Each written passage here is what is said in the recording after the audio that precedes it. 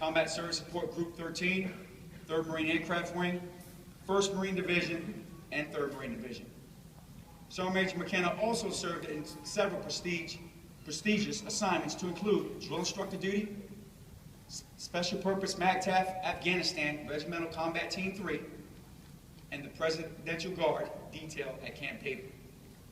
It is my distinct honor and privilege to introduce today's guest of honor, Sergeant Major Paul G. McKenna.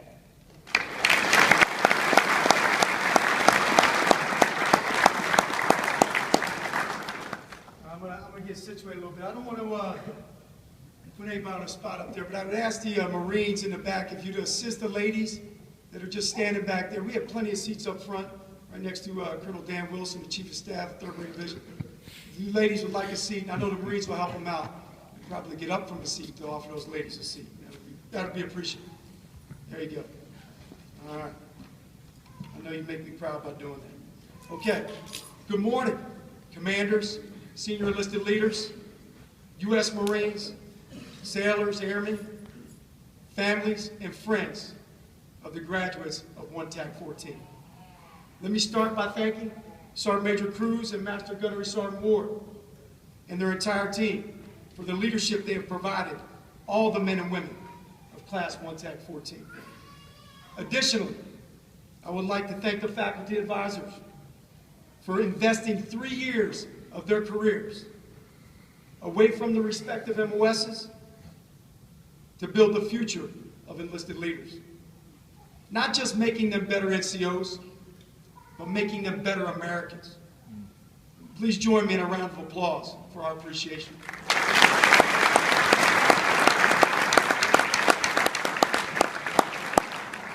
You know, I'm pretty confident that no one needs to be reminded that today we're here to congratulate and acknowledge the students of TAC 14 on their achievement in professional military education. As Sergeant Major Cruz has clearly pointed out of the what and how these enlisted men and women, what they've been exposed to from the heated leadership debates, man, I would love to have been a fly on the wall in one of those rows. To the grueling combat conditioning, I will tell you this, they are all better in countless ways. Today is a day to remember. We should remember how far we have come with regards to professional enlisted education. Our Marine Corps has made an investment in her enlisted Marines, and we owe the next generation of warfighters a debt to build upon the processes and the procedures and techniques on how and what we learn. Our enlisted academies are more than just enabling or terminal learning objectives or a classroom of instruction. Our academies offer, I would submit to you, most importantly, the development of our service members with the opportunity to learn not just how to be good NCOs, but better Americans, better fathers, brothers, sons, daughters, neighbors, and U.S. Marines. Ladies and gentlemen, any success I've had as a U.S. Marine can be linked back to something I heard, I saw, or I was taught at one of our enlisted academies.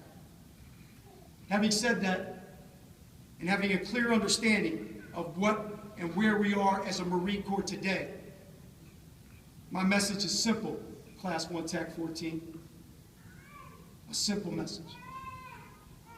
After returning from Afghanistan in the summer of 2007, I experienced the loss of a fellow Marine, a friend, a brother. We had spent nearly every day together over the previous 12 months in some of the most austere conditions in the mountains of eastern Afghanistan, only to return to the peace and serenity of Okinawa and lose him unexpectedly in a diving accident. I found myself completely caught off guard. After his memorial service, I asked myself one simple question: how will I be remembered? Will I be remembered in ways that make me proud, or in ways of others proud to have known me? Am I someone others can trust? Am I committed to earning the title U.S. Marine every day? And do I truly put the needs of others before my own? As I started to call to mind some of my accomplishments and accolades and take a personal inventory on what I thought defined me, my wife, she quickly said, "Hey, you might need some glasses because you are not seeing things too clearly." You know, she was right. I wasn't taking an honest, hard look at myself.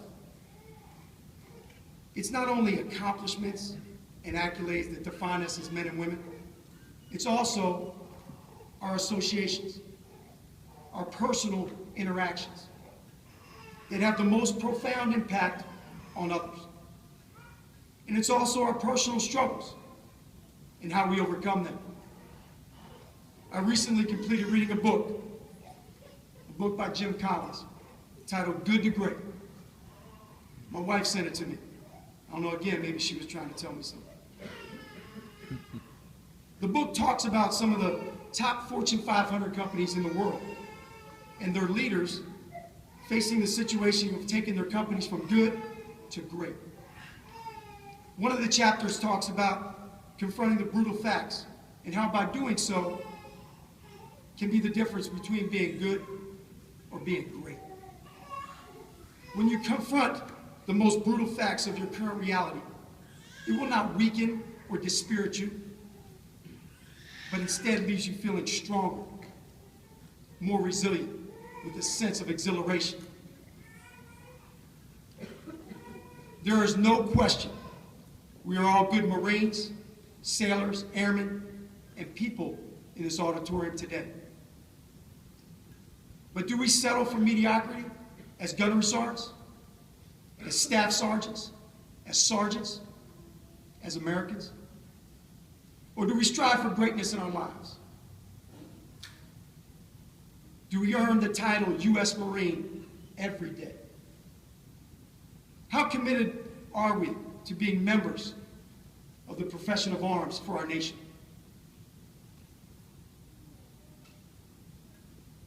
Do we want the very best for our families, especially our children?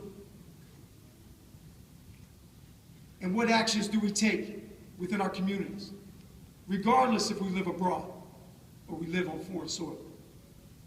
Professionally, are we fostering great relationships with one another?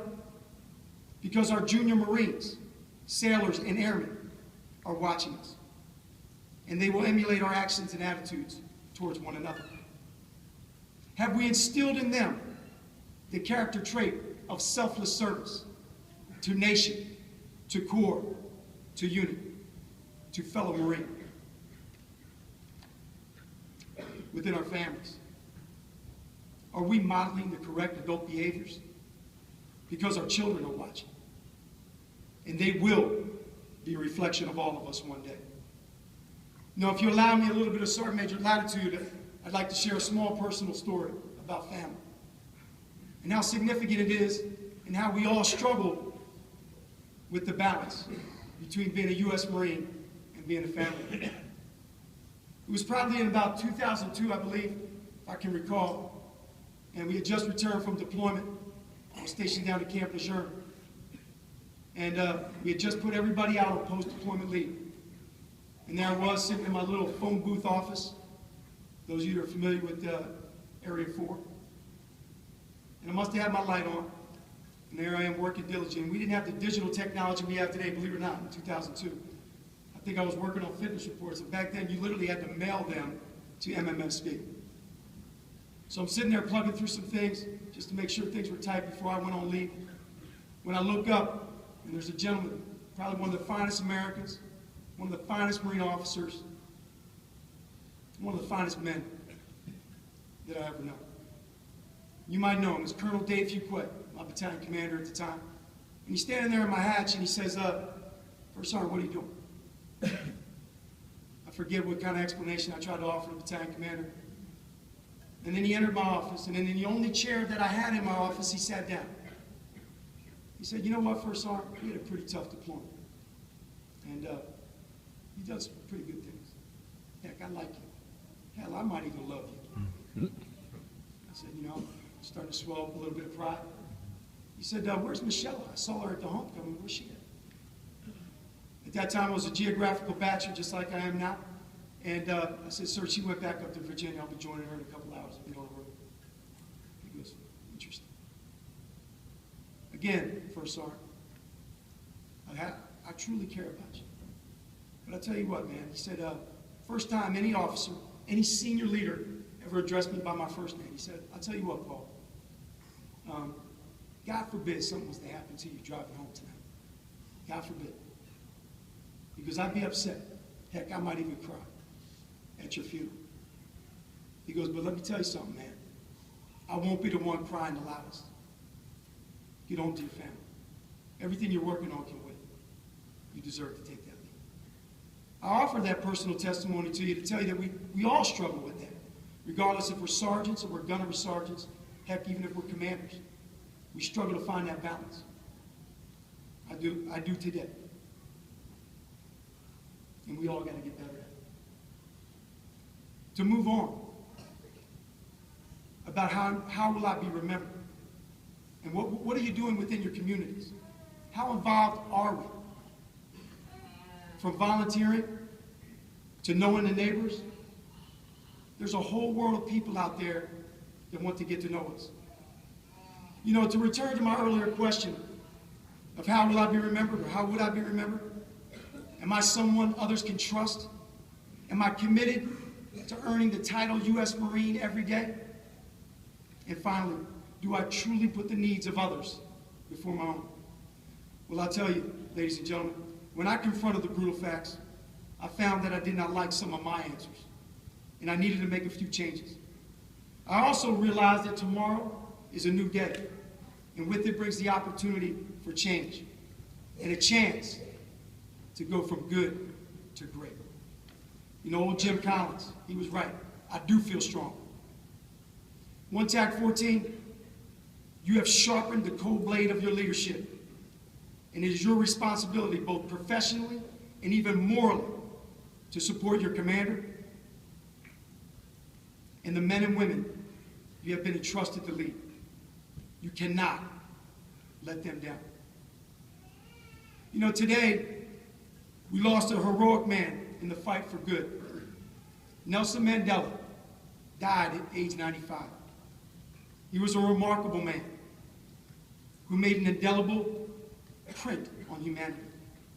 Nelson Mandela once said, and I quote, "I am not a saint, unless you think of a saint as a sinner who keeps on trying," end quote. We all have our faults, but it's the ability to acknowledge your own imperfections and to keep trying for the betterment of others that sets us apart. So I guess the same question, one Dec'14, how will you be remembered? Will you be remembered in ways that make you proud? Or will you be remembered in ways that made others proud to have served with you? It has been my highest military privilege to share these thoughts with you today. Congratulations on your achievement, and I wish you continued success. Semper Fidelis. All right.